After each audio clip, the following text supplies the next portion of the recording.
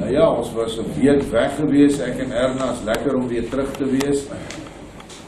Dit was baie lekker waar ons was, mense het baie mense ontmoet, en mense gooi maar saad uit soos wat jy gaan. Ek het vanmorgen ietsie geplaas, julle moet toch gaan luister wat hierdie homeopathiese dokter, vroue dokter, Dr. Conradi te sê het, oor verskeie onderwerpe. Ek het vanmorgen nou net dit opgesit van selfone en skootrekenaars. Ek weet nie wat gaan ons doen nie, maar ons moet baie versigtiger omgaan met die goed. Maar toe ek nou terugkom, het ek gewonder of ek nou 'n nuwe reeks moet begin, maar toe het Vader vir my gewys, die vroulikheid en die Godheid is nog nie klaar nie. Want jy sien, wanneer jy iets bewys, en dit is nuwe goed, hierdie dinge wat ons bring by die dogter van Sion vir die volk, is soos iemand wat in 'n gedigte woud, sê nou maar hier in Afrika, in die tropiese dele, kap jy nou met 'n panga vir jou en die gevolg agter jou 'n pad. Jy kan niks sien voor jou nie, jy gaan maar waar die rigting vir jou heen lyk, en dan kom jy agterna ruk, nee, ok, ek is nou 'n bietjie afgedwaal, ek is nie meer op die roete nie, dan kom jy terug, dan kap jy hom weer op 'n ander plek. En so het die dogter van Sion vir 27 jaar lank gekap aan nuwe paaie wat Vader ons gewys het. Nie omdat ons so goed is nie, die eenvoudige rede was, ons wou ons nie laat lei deur dogmatiek nie, ons het ons ook nie self aangestel as kerkleiers nie, ons wat hier sit vanoggend is almal broers en susters. En dit is wie Yeshua leer.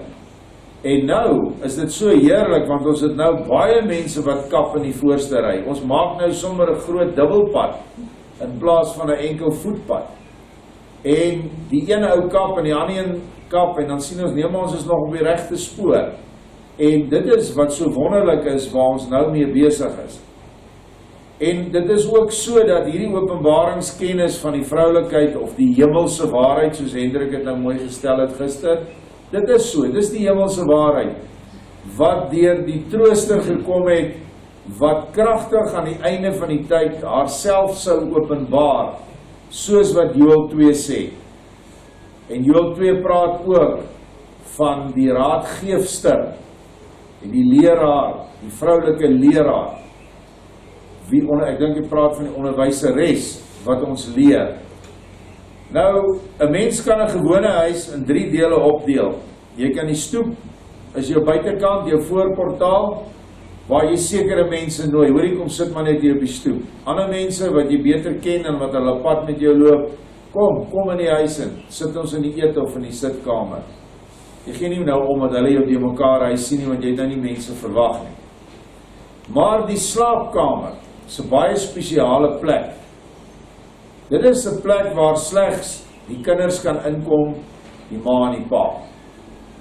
En aan die einde van die tyd verander Vader ons van kind na bruid, of kind na voedende, versorgende vrou.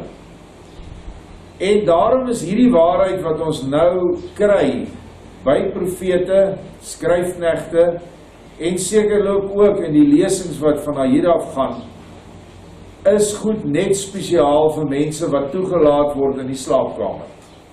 Dit is die kinders van die huis, ander kinders word nie daar toegelaat nie, ander mense word nie daar toegelaat nie, definitief geen ander rasse in 'n ware huis nie, want 'n ware huis van Vader loop en nie rond in die huis nie. Die ousie hoort nie daar nie, wat dan 'n voorstelling of 'n afbeelding is van die bose gees. So ek vra ook, en ek het al gesien dat Vader dit gesê het, moenie hierdie goed probeer opdring op iemand wat nog nie in die slaapkamer is nie. In die eetkamer gaan hy dit nie verstaan. Die wat buite op die stoep sit, gaan dit nog minder verstaan. Dis maar natuurlike waarheid buite, geestelike waarheid, dan begin hulle ontwaak, en dan moet jy versigtig wees dat jy hulle nie dalk skok nie, en seer kry nie, en dan hardloop hulle heeltemal vir jou weg. So ons moet baie versigtig omgaan. Maar vir die meeste mense wat hier sit, weet ek dat die innerlike waarheid, die hemelse waarheid is alreeds aan julle geopenbaar, en dit raak makliker. Vir die nuwe mense moet nou nie te veel daaroor bekommer as jy dit nog nie als verstaan nie. Verstaan dan net die natuurlike waarheid, die storie wat ons gaan lees. Dan het jy al reeds baie reg gekry. Vanmôre se verhaal gaan oor die boek Ester. Hierdie boek is 'n wonderlike boek wat die rol van die bruid in die vleeslike nou waar ons is, vir ons vertel, hoe sy opgerig gaan word aan die eindtyd, hoe sy deur 'n geweldige aanslag sal moet gaan om opgerig te word, maar ook op innerlike hemelse waarheid vertelde die verhaal destyds in die val, of die tye van die val van Lucifer. En 'n derde van die engele het agterom gegaan, bedoelende 'n derde van hulle het die satana gevalle gees in hulle self opgeneem. Want in Openbaring van Henog 54 of 13:54 staan daar, soos wat Satan Lucifer geval het, het hy vir homself 'n gees geskep. En die derde van die engele was daarmee saam, maar daar was 2/3 engele in hierdie magtige ryk van Lucifer wat eenkant gesit het en gesê, hier's iets nie reg nie. Wat gaan nou hier aan? Lucifer is nie ons pa nie, hy's nie ons skepper nie. Die groot gees, wat homself nooit in persoon aan hulle geopenbaar het nie, maar omdat hulle geeste was, het Vader hom as gees geopenbaar. Dis daardie gees waaruit ons voortkom, wat die almagtige se gees is, wat alles omvat in die heelal, en nie Lucifer nie. En stadig maar seker het hulle dan nou teen hierdie valse satana gees in hulle broers en susters. Julle moet dit dan nou ook onthou, hulle was nie geskei nie, hulle was tussen die mekaar, soos ons in hierdie land vandag. Maar so het daar weldra skeiding begin plaasvind, en 'n gees van waarheid het ontstaan wat nog nooit bestaan het nie. Nog nooit in die ganse geskiedenis van die heelal, en dis oneindig terug, was daar 'n noodsaak vir die gees van waarheid nie. Want Lucifer was geskep as die ewige lig uit Vader uit, maar met 'n vrye wil. En sy vrye wil het besluit, of hy het volgens sy vrye wil besluit, om die skepende krag wat hom daar gestel het, teë te gaan. En dit was die eerste laster teen die Heilige Gees, wat ons dan ook in die Bybel van lees. Dit was die laster teen die moeder skepende gees, wat die hele skepping teweeggebring het.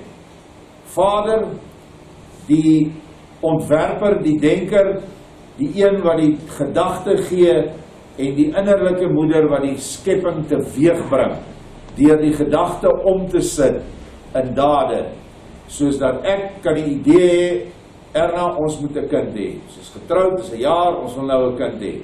Dan moet sy die kind vir my gee. Ek kan nie, ek kan net die een deel van die kind gee. So werk dit ook in die hemelse. Nou kom ons lees, ek het 'n stukkie nou uitgehaal uit die boek van mevrou, sodat ons weer deur dit kan werk, en as ek so deur dit werk, dan sien ek, die boek is seker nou 3 jaar terug geskryf, 2 jaar, ek kan nie onthou nie, hoeveel nuwe goed het nou gekom, net in die kort tydjie. Is weer eens, dis die boek van Ester is nie volledig in die Bybel nie, en die kritiese gedeeltes is ook, raai weer, as deuterokanoniek verklaar. Onthou julle nog, wie is die ou wat dit gedoen het? Martin Luther.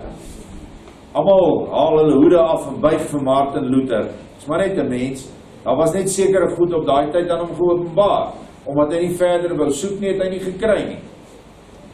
Ek sal egter uit die boek van herinnering aanhaal, waarin die boek van Ester gerestaureer is, met die betrokke uitgelate verse weer teruggesit op hulle plekke.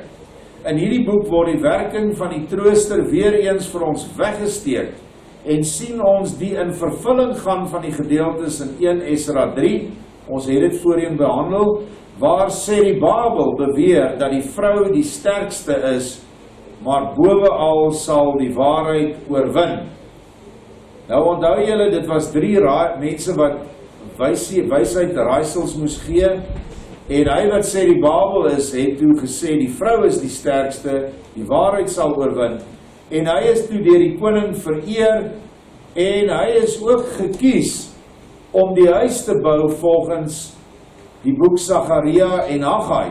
Eers in Haggai kry hy 'n seelring, in Serubabel kry dan in Sagaria, kry hy die belofte, die hande wat die huis se fondament gelê het, sal ook die huis voltooi. Elkeen van ons wat hier sit, wie die moeder ontdek het, wie ontdek het dat die vrou die sterkste is, maar bovenal sal die gees van waarheid oorwin. Ons almal is Serubabels. Serubabel beteken om in Babel of Babylon gebore te wees. Ons almal is in Babel gebore, in die kerk. Behalwe dat ons nou in 'n Babyloniese toestand gebore is ons almal in die kerk, het ons maar gekom toe ons klein was. En so het hy gesê dat Serubabel gekies word, nadat hy die raaisel wat hy gebring het, tot uitvoering sou bring. En dit is wat ons dan kry, ons kry dan die seelring, of anders te stel die verloofring, maar dieselfde, want ons is die bruid, of ons wil graag die bruid wees. Weens die lengte van die hele boek van Ester sal ek volstaan met kerngedagtes en dit bevestig met verse, want ek glo nou is al die voorafgaande hoofstukke en al die lesings tot nou toe, hoort ons al van die goed te identifiseer. Hierdie verhaal speel af toe Juda in ballingskap was onder die mag van die konings van die Mede en Perse. Onthou nou die geskiedenis, Juda is ongeveer 400 voor Messias, is hulle vir 70 jaar in ballingskap gestuur en weer teruggebring. 700 jaar voor Messias is die ander 10 stamme in ballingskap gestuur en hulle het nooit weer teruggekom nie. Hulle het versprei onder die westerse nasies. Nou is hulle onder die mag van die konings van die Mede en Perse. Nebukadneser het hulle weggevoer, maar nou is daar 'n ander koning, Ahasveros. Maar dit beteken ek sal stil bly en arm wees. Dit maar net ingesit. Het toe oor die hele bekende aarde regeer. Alhoewel 'n heidense koning, stel hy vir ons die krag van Yeshua in die ballingskap toestand na die val van die geeste in die destydse ryk van Lucifer voor. Ook is dit hy wat in die aardse bedeling heers, alhoewel deur 'n heidense koning. Moenie dink dat Donald Trump, Thabo Mbeki of Vladimir Putin is aan bewind oor dat Satan hulle aan bewind gesit het nie. Hulle is aan bewind omdat Satan hulle wel aan bewind gesit het omdat Vader Yeshua dit toegelaat het. Dis hoekom hulle aan bewind is. Dis toegelaat. En dit moet ons altyd onthou, en dit is die sleutel dan ook vir die verstaan van Ester. Nou wou hierdie koning 'n groot feesmaal hou, en wat almal reg deur die wêreld moes bywoon. Dit stel die wedergeboorte voor, of wat ek kan bysit hier ook, die bruilofsmaal, of die bruidsfees voor. Maar soos ons weet, is die heersende werksame gees op aarde, tans die gees van besoedeling of boosheid, wat glad nie in hierdie maaltyd belang gestel het nie. Ook was sy die werksame gees nadat Lucifer geval het, naamlik Satana self. Sy word voorgestel deur koningin Vasti. Nou hierdie, vir mense wat die storie nie ken nie, hierdie Ahasveros het hierdie pragtige vrou Vasti gehad, maar toe hy die dag nou hierdie bruilofsfees uitroep, toe kom sy nie uit die kamer uit. Wat weier om te verskyn vir die maaltyd. Volgens die wet van die Medes en Perse moes sy toe vervang word. Dis word haar onder die maagde gesoek na 'n geskikte koningin om die posisie te vul. Satana weier om uit te kom om die koning te dien, wie nou Vasti is, né? Nou soek die koning, hy stuur sy mense uit, kry maagde. Is dit nie wat Yeshua nou doen nie? Hy stuur sy gees uit, sy boodskappers om vir ons in te bring na die bruilofsaal toe. Nou moet sy vervang word in die Vasti voorstelling van die vroulike gees. Satana weier om uit te kom om die koning te dien. Nou moet sy vervang word in hierdie gevalle ryk van Lucifer. Dit is die toentertydse sinnebeeld, maar daar is nog 'n sinnebeeld en dit is vir vandag se tyd. Nou hier by ons aan die einde. Dink julle nou weer in wat ek nou mee begin het? Hier raak hierdie klomp engele agter Lucifer aan 'n derde, stadig begin met 1%, 2%, tot by 33 en 'n derde %. Dit strek oor biljoene eons van jare, waar 'n eon 1 maal 10 tot die mag 60 is. So dis 'n oneindige tyd vir ons denke. Wat gebeur? Die satana gees vorm nou in hierdie mense. Hoe verder hulle rebelleer, hoe meer boosheid leer hulle mekaar, hoe duisterder word hulle. Wat gebeur met die ander kant? Die ander kant word gehelp deur die 7 engelgeeste, deur die 7 aardsengele. Van buite af word hulle beïnvloed deur die gees om teen hierdie ding te staan. En hulle word herinner wat reg is, wat goed is, wat liefde is, wat wysheid is. En so vorm die nuwe Ester, so vorm die waarheidsgees, so vorm die trooster. Want nou word hulle getroos deur die waarheid, terwyl hulle sien dat die skepingskrag die hoof in hulle ryk, waaruit hulle voortgekom het. Moet nooit glo dat jy en ek, wat as ons in daai gevalle ryk was, nie uit Lucifer voortgekom het nie. Want alles het uit Lucifer voortgekom, selfs die aardsengele. Want hy was die lig van die 3, liefde, lig en ewige lewe. En uit die 3 het die 7 voortgekom.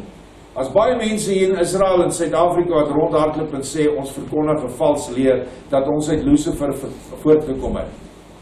Ek sê nou vir jou, al die aardsengele het ook uit hom voortgekom, voordat hy gerebelleer het. Toe hy nog die aansienlikste engel in die heelal was. Ons gaan aan, kom ons kyk nou na wat het nou gebeur in ons tyd. Wat lees ons op innerlike hemelse waarheid? Toe sê die jongmanne wat die koning van die koning wat hom dien, laat hulle vir die koning maagde soek wat mooi van aansien is. Geestelike gesien maagde wat suiwer in hulle liefde is vir Jahwe. As jy Openbaring 14 lees, dan sien jy dat hy soek net hulle wat maagdelik rein is. Toe ek Openbaring begin lees het 30, 35 jaar gelede, toe het ek amper opgegee. Toe sê ek, maar dan is dit nou net, wat van al ons getroude mense? Wat van die opdrag om vrugbaar te wees en kinders te baar? Dan is jy mos nie meer 'n maagd nie, 'n vrou wat 'n kind gebaar het, is nie 'n maagd. Maar in die gees kan jy 'n maagd word vanuit 'n hoer. 'n Hoer kan 'n maagd word. Hoe? Deur die verlossingsbloed en die liefde van Yeshua. Reinig jou witter as sneeu, sodat jy dan op daai berg kan gaan staan as een van hierdie maagde, wat dan waardig is om hom te dien. Soos wat hy dit vir die prostituut in die sand geskrywe het, en vir die ander gesê het, wie is julle om 'n klip na haar toe te gooi? As jy sonder sonde is, gooi 'n klip. En niemand het nie. Maar hy het 'n belangrike ding gedoen wat jou maagdelikheid bepaal. Gaan heen en sondig nie meer nie. So dit is waarna ons moet streef. En dit is moeilik, want ons sondig elke dag, elke uur van elke dag, sondig ons omtrent. En laat die koning beamptes aanstel in al die provinsies van sy koninkryk, dat hulle al die maagde wat mooi van aansien is, by mekaar laat kom in die vesting Susan, in die vrouehuis, onder toesig van Hege, die hofdienaar van die koning, die bewaker van die vroue, en laat hulle skoonheidsmiddele aan hulle gee. Nou ja, hier is dit die engelgeeste wat nou opdrag kry om maagde te versamel, deurdat hulle in ons werk, nou in hierdie tyd, ons reinig, ons skoonmaak, en met liefde en sagtheid is hulle besig om ons nader te bring na die koning se saal toe. Dit is wat hierdie skoonheidsmiddele is eintlik geestelike opleiding, en dit is dinge wat nou uit jou begin uitskyn, soos jy straal 'n vrolikheid van hart uit, jy straal 'n omgee vir ander mense uit, en later word dit dan bevestig deur die kragte van genesing, die kragte van voedselvermeerdering, en nog baie ander kragte. Nou sê hy verder, en die jong meisie wat die koning geval moet in die plek van Vasti koningin word. Hierdie woord dan was goed in die oë van die koning, en hy het so gedoen. Kyk hierdie wonderlike ding, ek weet nie of van julle nog die pad van die gevalle geeste skets onthou, wat vader vir my, nog op die herberg, het ek die ding op 'n TV-skerm gesien. En toe ek wakker word, toe sien ek hierdie ding nog net so duidelik in al sy detail. En ek het dadelik die rekenaar gegryp en begin teken, totdat hy klaar was, toe gaan dit werk. En dit is die presiese ding wat nou gebeur. Die hele proses wat Vader begin het toe hy die aarde geskaap het, toe hy Adam en Eva daar geplaas het, was om 'n volk te kry wat die plek van Lucifer gaan inneem, waar die vastie gees of die satana gees eens geheers het as die hoogste gees wat buite Vader gestel is, want Enoch sê daar was geen iets hoër as die lig nie. Is daardie gees nou in die dieptes ingeval, sy's vasgevang hier binne in die aarde, sy word vasgehou deur miljoene engele, en sy gis alle boosheid na die aarde toe, en hier speel hierdie groot wedstryd nou af, tussen die goeie en die slegte. En nou kies Vader vir jou en my, om die uiteindelike posisie en plek van Lucifer, toe hy nog Lucifer die ligdraer was, in te neem, om voort te gaan met sy skepping, hoër as daai 7 aardsengele, hoër as Michael, Raphael, Uriel. Dit is 'n wonderlike ding wat ons eintlik hier raak lees. So wie gaan nou hierdie posisie kry? Ester beteken ster. Die gees van waarheid, is nou maar hoe ek haar nou noem, word deur haar oom Mordegai, dit beteken klein man of dwerg, nader gebring na die vrouehuis, sodat sy die nodige voorbereiding kan ondergaan om aangebied te word vir die koning as bruid. So hulle het nou gaan soek, en toe kry hulle nou 'n klomp, en die koning hou toe nou baie van Ester. En sy word nou voorberei as die nuwe koningin.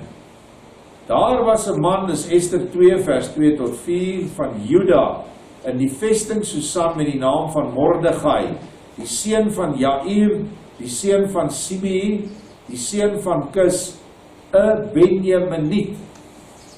Dis vreeslik belangrik, dat hierdie hele verlossingsplan van Ester en haar oom, gaan uit Benjamin begin, aan die einde van die tyd.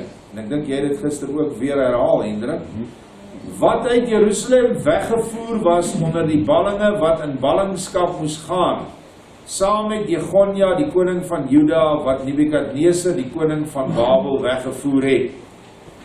Kom ons lees dit nou mooi, vers 6.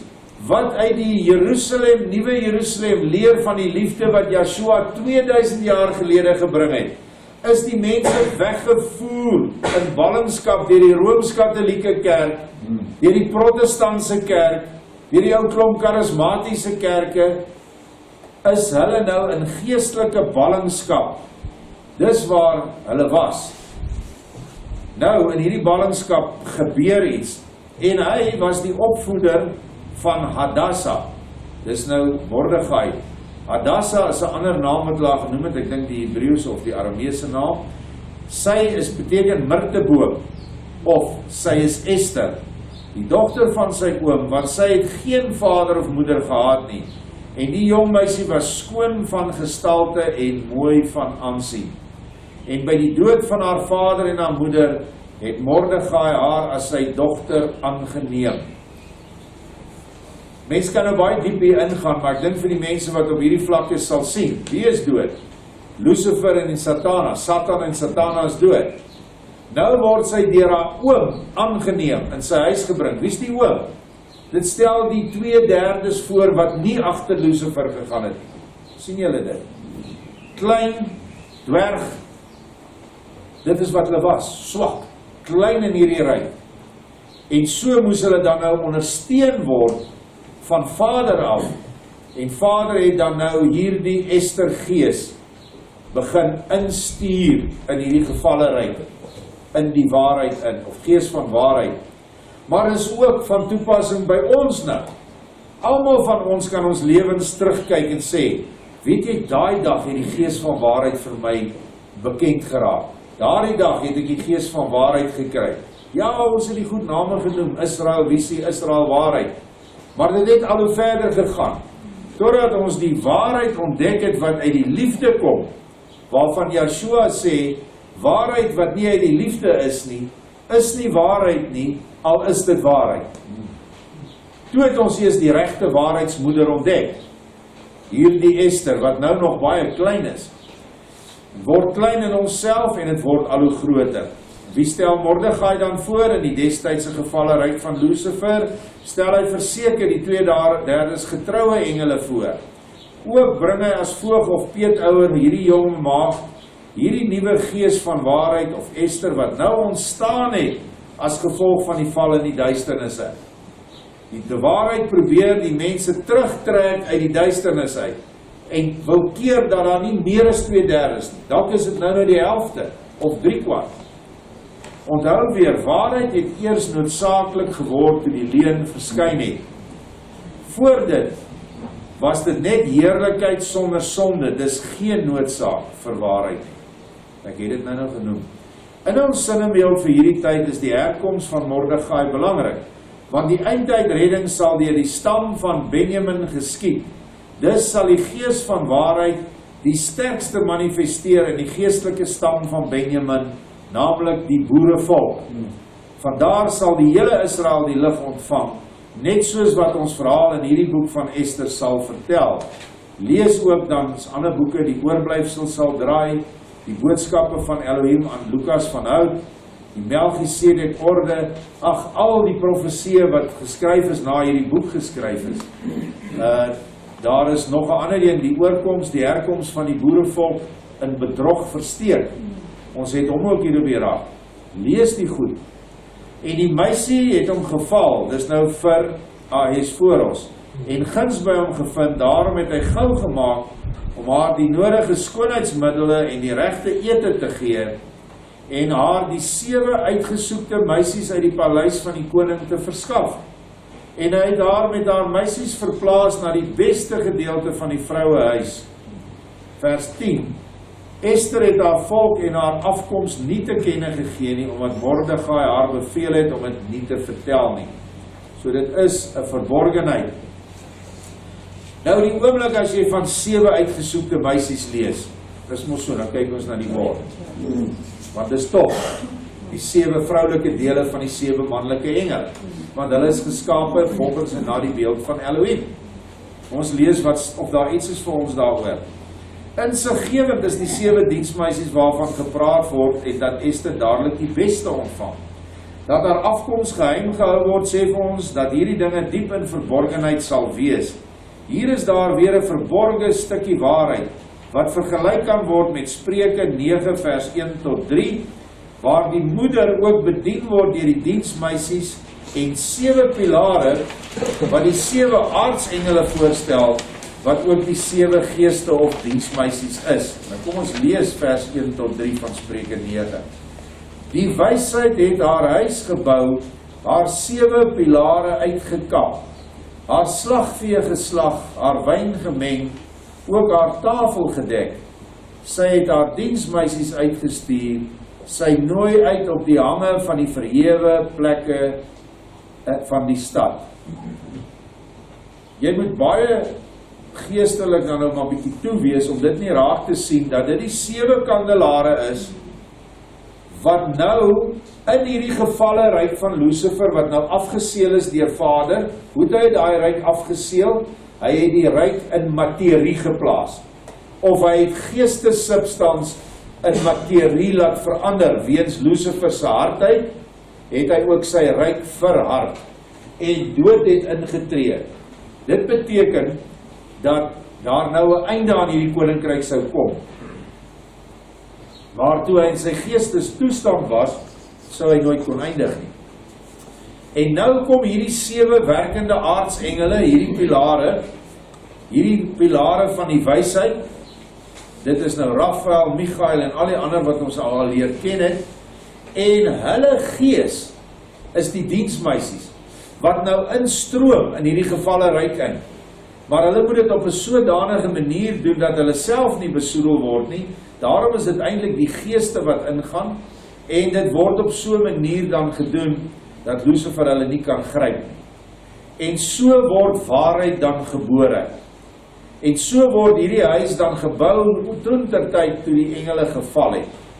Maar presies nou by ons, wat nou in hierdie kerksysteem was en uit die kerksysteem gekom het, is dit die 7 geeste wat deur jou siel se 7 energiepunte jou energiekragpunte werk, wat elkeen 'n kleur van die reënboog voorstel, en wat wanneer jy al 7 hierdie geeste bemeester het, wanneer jy dan wit lig begin uitstuur vanuit jouself, en dit is die wedergeboorte, wanneer jy volkome wit lig raak. Hendrik het gister gepraat van die bande wat mekaar gryp, dat dit ons is, dis heeltemal waar, maar ek het julle al vertel, dat vanuit my en vanuit elkeen van julle, gaan daar van hierdie gekleurde bande nou, want dit is ons aura, ons noem het aura, maar die aura is nie net gekoppel hier om ons nie, hy is dig hier om ons, maar as ek na iemand kyk en ek sien die liefde in hom, dan gaan my aura daarna toe, my liefde, daai se liefde kom terug, en ons hak mekaar. As ek vir iemand help en ek betoon barmhartigheid, daardie dankbaarheid, hulle hak mekaar, en so kan ons heeltemal hier een groot huis wees, in mekaar geweef met kleurryke bande, gevleg, soos 'n mandjie. En dit is wat in die geestesfeer gebeur, sonder dat ons dit kan sien. Maar dink nou, as daar 'n boosheid hier moet wees, 'n man wat swart gif uitstuur, of 'n vrou, of wat heeltyd teen dit bid wat ons nou sê, dit sal veroorsaak dat die mandjie gate in gaan hê. Dit gaan nie 'n baie sterk struktuur wees nie. Daarom die opdrag, dat julle moet afsonder en apart wees. Net terug dan, weer by Ester, dit het net ons 'n draai gevat om te sien, maar ons denke is reg. Ester word toe voor die koning gebring en as koningin gekroon. Anders gestel, die bruid word gekies, en Yeshua staan op in hulle, want dis die bruilof, die innerlike bruilof. Ester is toe vers 16 by die koning Ahasveros in sy koninklike paleis opgeneem in die 10de maand. Dit is die maand Tebet in die 7de jaar van sy regering. En die koning het Ester lief gekry, meer as al die vroue, en sy het guns en welwillendheid voor hom gevind, meer as al die maagde, en hy het die koninklike kroon op haar hoof gesit, en haar koningin gemaak in die plek van Vasti. En die troostergees wat nou in ons as die bruid is, word nou die koningin van die hemele in plek van Lucifer se vroulike gees, wat die posisie van koningin van die hemele gehad het. Want hy was die koning geweest, daar was geen engele op sy vlak geskape nie. Hy was die aansienlikste, die mooiste, die kragtigste. Sien julle hoe mooi versteek is dit daar? In die plek van koningin Vasti sal ons, as ons bruidskap kan kry en deurdruk, sal ons daardie posisie inneem. Mans en vrouens, asseblief, is nie net vir die vrouens nie, jou siel is vroulik. Dis die gevalle siel, wat uit die gevalle siele dele opgemaak is, wat verenig met die gees, met Yeshua, Ahasveros, die voorstelling dan in hierdie boek van Yeshua. Nou gaan ons oor na 'n droom wat Mordegai gehad het. Dis eintlik die kern van hierdie boek. En wat verklaar word aan die einde van die boek, sodat jy kan sien wie Ester eintlik voorstel. Ook sal jy in die volgende hoofstuk lees van Haman, 'n bose man in die ryk van hierdie koning, wat 'n verskriklike verterende haat teenoor Mordegai en sy volk gehad het. Haman stel die 1/3 engele voor in die destydse gevalle ryk, wat gedurig heel met die uitgesette koningin Vasti, of die Satana gees, om Mordegai en sy volk te verwoes. Maar Ester, gees van waarheid, is in die verborgenheid nou die koningin, en staan tot die einde toe by haar 2/3 behoudende geeste. Jy kan self die sinnebeeld vir jouself vir hierdie tye insien. Nou terwyl ek hier lees, dink ek aan iets. Hierdie Haman was 'n bose ou. Ek het nou nie baie van Haman in hierdie gedeelte ingebring nie, maar hy het 'n galg laat bou. Hy het met bedrog, het hy ingekom en vir hierdie Ahasveros bedrieg en gelieg oor Mordegai en gesê dat hulle hom wil aanval ensovoorts. Toe gee hierdie koning 'n wet uit van die Mede en Perse wat nooit ooit verander mag word of teruggetrek kan word nie. Dat by so en so dag Mordegai gehang moet word. Ek dink daai galg was 50 L hoog. En daarna moet hulle al die Judeërs doodmaak. Dink maar aan ons tyd nou.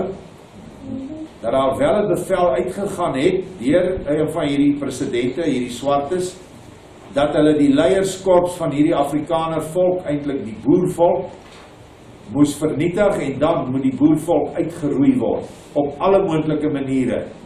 Al is dit dan nou maniere wat ons lees in die pers van hoe verskriklik die kerke nou wegbeweeg van die waarheid ensovoorts. So hierdie Haman is 'n bose man. Maar nou dink ek aan iets wat Vader lang terug gesê het. Toe sê hy, Adam was die sterkste, wat is 'n sidekick? Handlanger van Lucifer. Hy was die sterkste gewees, sê hy, wat ek gekies het, want as ek hom kon draai, sou niemand hom kon oorwin nie. Sou ek 'n swakker een geneem het, dan sou hy dit nooit gemaak het, sou nie eers in die paradys uitgekom het nie, sou net daar gesterf het. En dit is wat werklik hierdie Haman is, dit was die handlanger van hierdie koning gewees, wat nou in die negatiewe ryk, in die gevalle ryk, dan nou Lucifer is, wat dan so gestaan het, teen die 2/3 wat nie gerebelleer het. Maar dat Vader eintlik, toe hy Adam skep, het hy hierdie sterkste teestander van hom gevat, en die hele menslike ras op hom gebou. Ek kan nie onthou wat 'n boek dit staan nie, maar dit is een van die boeke waar hy dit geskryf het. En daarom moet 'n mens nie vir Adam en Eva so oordeel nie. Daai mense het diep geval, as engelgeeste, baie diep. En tog het hulle redding gekry deur Yeshua 2000 jaar gelede, en tog werk hulle nou saam aan die ander kant. Ons het nou die dag gelees hoe bekommerd Eva is oor die menseras, want onthou, sy is die ouma van ons almal. En enige ouma is bekommerd oor haar klein en agter, en hoeveel agters moet ek bysit tot by ons. En sy wil hê ons moet op die regte pad kom, en al wat sy het, is die hulp van daai diensmeisies en die pilare. O ja, ek moet net nog iets sê hierso. Hierdie pilare gebruik hulle nou wragtig hierdie vers ook om te sê ons is op 'n plat aarde wat op pilare staan. Hoe patheties, maar nou ja.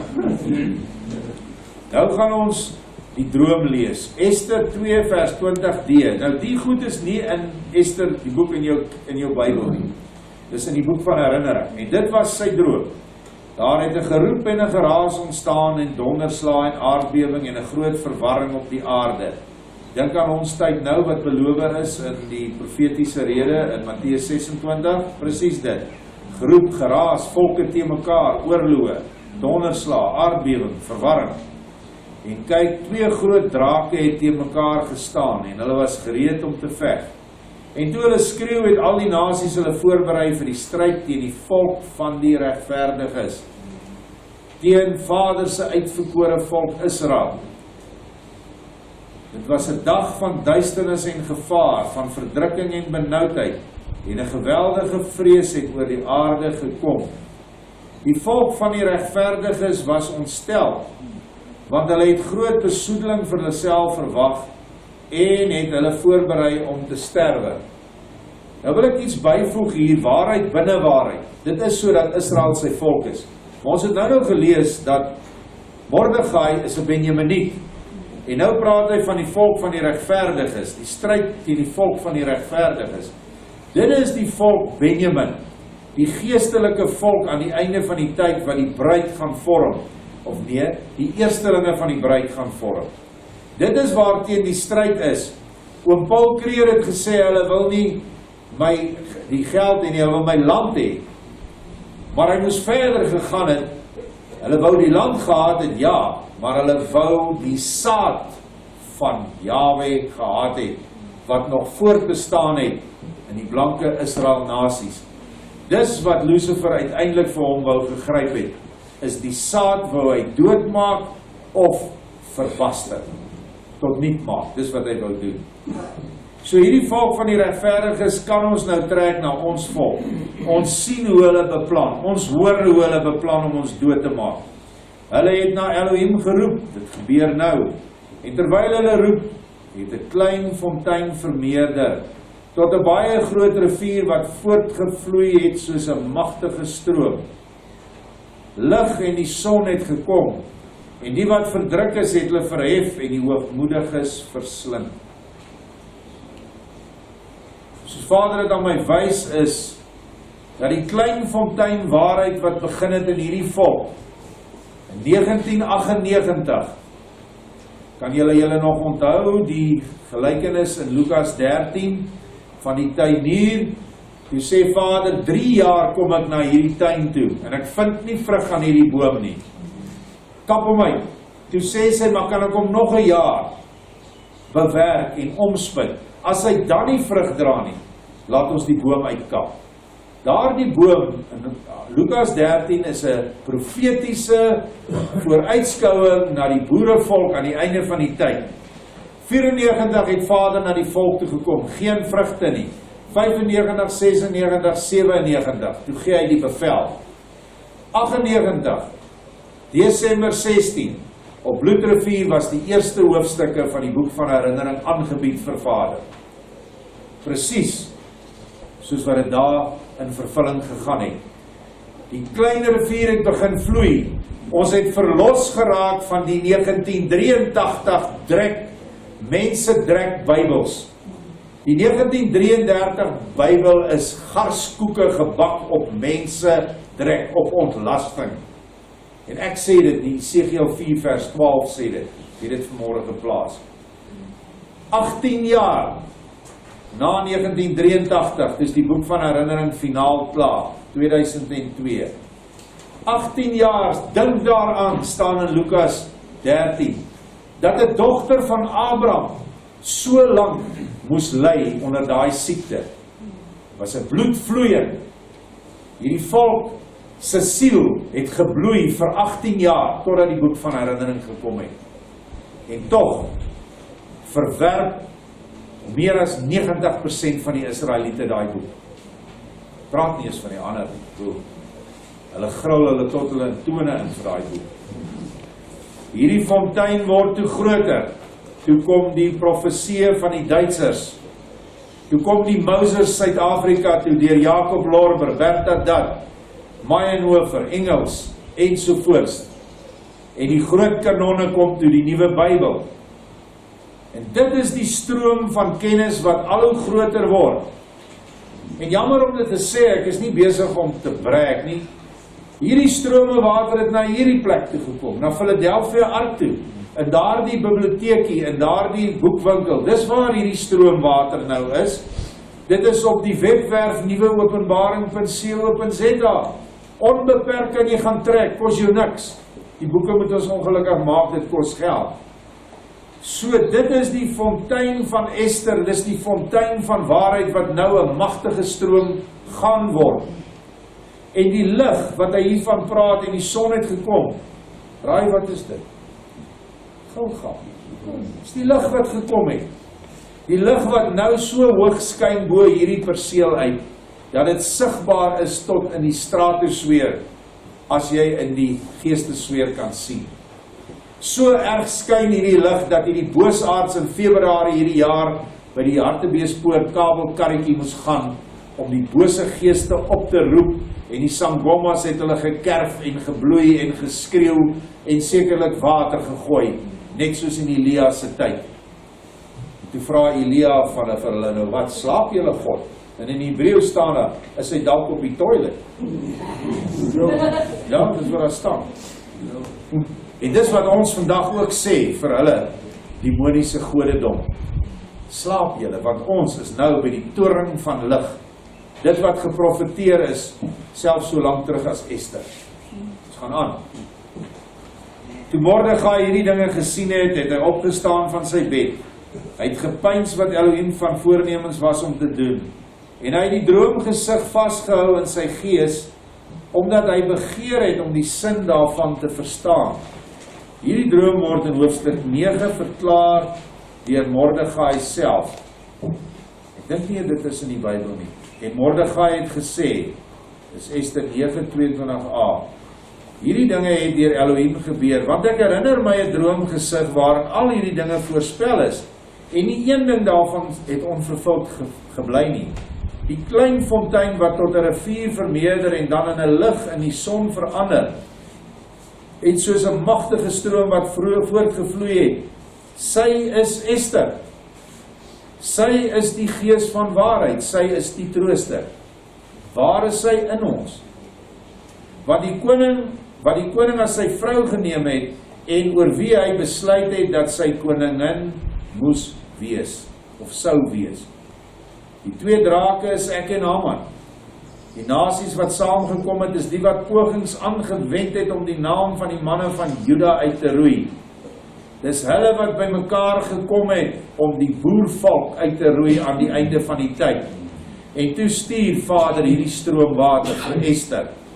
En hulle het, saam met Pikbota en sy verraaiers in die VVO, in die Center City of London, deur daardie gruwelman wat Suidwes weggegee het, wat Suid-Afrika weggegee het. Lord, wie is dit, oom Piet? Lord Renwick, wat vir hierdie Malema iets soos 200-300 miljoen gegee het, om hierdie onluste wat in hierdie land nou plaasvind, te finansier. Want ons almal weet, 'n boy gaan nie verniet betoog van 4:00 die oggend af nie. Alhoewel hy daarvan hou om als te brand, trokke, tyres ensovoort, moet hy betaal word. En iewers moet busse gekry word. En dit is hierdie vyande, hierdie draak, wat eintlik oor die hele wêreld is. Dink aan elke westerse nasie. Sonder uitsondering het hulle almal sanksies teen ons toegepas. Hulle het ons gehaat vir ons heiligheid. Apartheid, want dit is een en dieselfde woord. En so die broers van Israel, net soos Josef, verkoop is en in 'n gat gegooi is, en deur die Ismaeliete gevat is na Egipte toe. So het hulle ook met die boervolk gedoen. Maar wat het uiteindelik gebeur? Daar het 7 vetjare gekom en daar het 7 maarjare gekom. Ons is nou al meer as 7 vetjare in die wysheid onderrig en in die waarheid. Ons koringstore is vol. Wat jy stoor hierdie inligting en energie wat jy kry van hierdie nuwe leer, van hierdie Jerusalem wat neergedaal het uit die hemele, stoor jy in jouself. Maar pas op, hier kom 7 maarjare, waar daar nie meer koring gaan wees nie. En waar die koring slegs by die geestelike Josef gekry gaan word, slegs by die bruid. Dink daaraan, en dink hoe spesiaal is ons om bruid te word. Ons is Ester, ons is Mordechai, ons is Josef, ons is Joshua, ons is alles in die Bybel. Wys heen op Yeshua en sy bruid. My opinie, ek kan dit nou nie heeltemal bewys nie, is dat die eerste 3 feeste wys op die koms van die bruidegom. En die laaste 3 feeste het te doen met die koms van die bruid. En so word dan die hele Jerusalem vervul.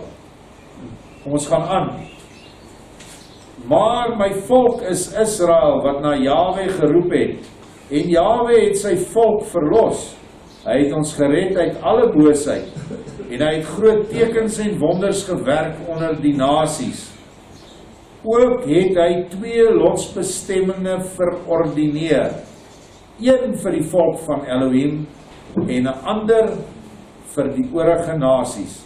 En al 2 lotsbestemminge het op die dag wat vanaf daardie tyd reeds vir al die nasies bepaal is, voor die aangesig van Elohim gekom, en Jahwe het aan sy volk gedink.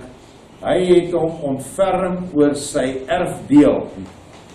Let wel nie oor die ander nasies nie.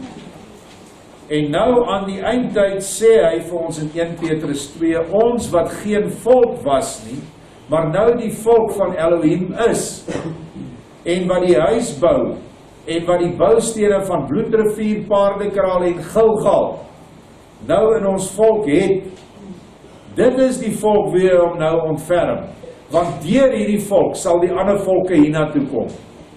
So die eerstes sal uit Benjamin kom, die eerste bruide, die eerste maagde, En hierdie twee lotsbestemminge vers hou die kerk nie van om oor te preek nie. Want almal wil almal gelyk hê. Elke een moet nou in die nuwe Jerusalem kom, ongeag die feit dat hy nie gebore is uit een van die 12 stamvaders nie. Of uit die 12 fondamente nie. Hoeveel van die kerke druk ander fondamente daarin? Hulle druk vir Paulus daarin. Paulus is nie 'n apostel wat 'n fondament van die nuwe Jerusalem is nie. Paulus het na dit gekom uit Yeshua se leer, nie eerstehands ervaar nie, daarom is hy net deel van die muur. Mense wat dit anders wil sien, moet weer gaan lees. Die lotsbestemminge van die ander volkere het ons nou al goed verduidelik aan die hand van 'n ma met verskillende kinders, van doeke stadium tot mondige stadium. Ek gaan nie nou weer daaroor uitbrei nie. Die doeke kind kan nie nou heerskappy kry nie. Glad nie. Ons gaan aan, in die destydse gevalle ryk het dinge toe so plaasgevind en die 1/3 rebelle, Haman, het nie die 2/3 getroues Mordegai vernietig nie. Die val het by 1/3 opgehou. As dit langer aangegaan het, kon dit dalk meer geword het. Want die gees van waarheid Ester, wat uiteindelik deur Yeshua opgeneem is as sy vroulike negatiewe polariteit. Onthou, Yeshua, manlik is die positiewe polariteit. Ek het julle nou die dag vertel, niks sal werk as die positief en die negatief nie aan die battery vasgemaak word. Het in hierdie gevalle wêreld van ons haar volk bygestaan en sodoende gered. Die rebelle is toe almal in die openbaar opgehang, in die doderyk beland, wat dit beteken, aan dieselfde galg wat hulle die getroue volk wou ophang. Hier is dit Yeshua wat sy Ester wat in die doderyk neergedaal het, dit is 2000 jaar gelede, om die getroue Mordegai deel na sy paradys te bring. Dit is 2000 jaar gelede se prentjie vir die wat gesterf het. Hulle is gered. Maar ons is nog in proses van redding. Die bruid word nou gevorm deur die trooster, wat soos Openbaring 21 sê, toeberei soos 'n bruid uit die hemele het die nuwe Jerusalem neergedaal.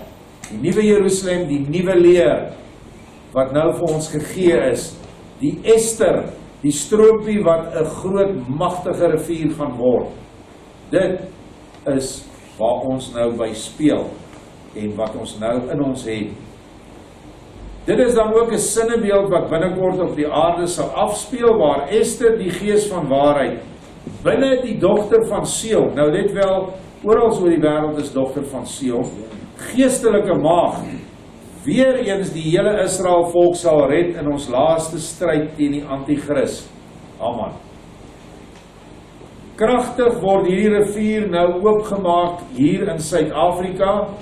Ons is die voorstes in die gees van waarheid se werkinge, in haar aard en wese, en in die profetiese werke wat sy aan ons verkondig, net soos wat in Johannes 16 staan, ek stuur vir julle die trooster, die gees van waarheid, en sy sal julle leer om alles te onderhou wat ek vir julle gesê het, en sy sal die toekomstige dinge aan julle verkondig.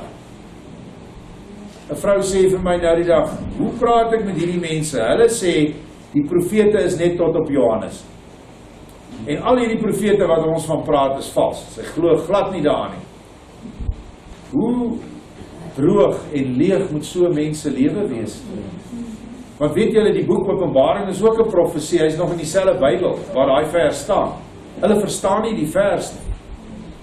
So, alreeds in boek Openbaring het Yeshua al 'n wet wat hy dan nou sou geskryf het, of gesê het, oortree. En dit is tog ondenkbaar, as hy in Amos sê, kan hy nie die vers onthou nie, Jahwe doen niks, tensy hy sy raadsbesluit aan sy knegte die profete geopenbaar het nie.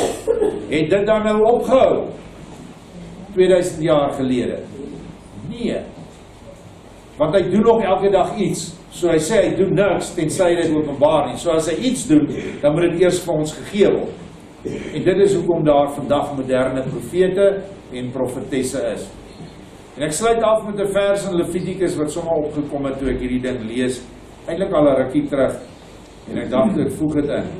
As 'n bees of 'n lam of 'n bok aankom, moet dit 7 dae lank onder sy moeder bly. Maar van die 8ste dag af en verder sal dit met welgevalle vir 'n bydra aangeneem word, deur vuur berei aan Jahwe. Wat lees ons hier? Ons is hierdie bees, lam of bok. Ons moes materie kom aanneem. En die eerste fase is die vleesfase waarin ons nou is, vir 6000 jaar, vir 6 dae. En dan gaan ons oor in 'n semi-geesfase, as ek dit so kan noem, of 'n geesfase, maak nou nie saak nie, wat Yeshua vir ons gewys het, hoe sy liggaam op aarde gewerk het, toe hy opgestaan het uit die dood. Hy het verdwyn en verskyn. Hy het sy aangesig verander. So dit was teleportasie, en hy kon deur mure loop. So hy het transmigrasie toegepas, en hy kon ook materie, het nie in sy pad gestaan nie. Yeshua kon met daai liggaam reg deur tot in die hel gaan, deur die materie van die aarde, deur die kos. Dit is die liggame wat ek glo ons nou gaan kry in die 7de dag. Nou raai wat het hierdie vir my oopgemaak. By wie is ons op die 7de dag? By die moeder. Nog steeds onder die leiding van die Gees. En eers op die 8ste dag, wanneer die 1000-jarige beproewing verby is, sonder enige Satan wat ons gaan teestaan, die draak word gebind, die valse profeet word gebind en die slang word gebind. Maar aan die einde van die 1000 jaar vind iets plaas. Die mens ontsluit weer die bose. En dan vind die laaste oorlog plaas wat die Bybel van praat, Gog en Magog. En dan eers is ons gereed om aangeneem te word of om na die Pa toe te gaan op die 8ste dag. En dis ook hoekom jy op die 8ste dag besny is. Dit wys na hierdie dinge wat so diep ver en in die verborgene lê. So die moeder trooster se huis gaan nog steeds deur haar beheer word. En Yeshua sal hierdie huis baie male besoek in sy manlike vorm, want nou sal ons hom kan sien, soos wat Christine hom amper kan sien. Sy sien hom nog in die gees, maar binnekort, glo ek, sal sy ons voorgaan en hom in die vlees sien. En dis die pad wat ons moet stap, sodat ons nou voor die 7000 jaar aanbreek, alreeds op daardie vlak kan wees, waar ons die res van die bruid kan inbring, wat oor die wêreld dan hierheen gaan kom. Ek hoop almal het nou 'n bietjie meer insig oor die boek Ester. Alles sluit net so in mekaar sonder een weerspreking. Is dit dan nie 'n finale bewys dat die moedergedagte nie vals is nie, maar nuut is, opwindend is? Ek sien hoe opgewonde raak ons mense oor die goed. Dis reg, ons moet, hy sê julle moet vrolik wees, sing en huppel en al die dinge doen. Nie soos party ouens nie, nee, ek gee wel. Nie wat hy wil hê nie. Dankie, ons gaan af.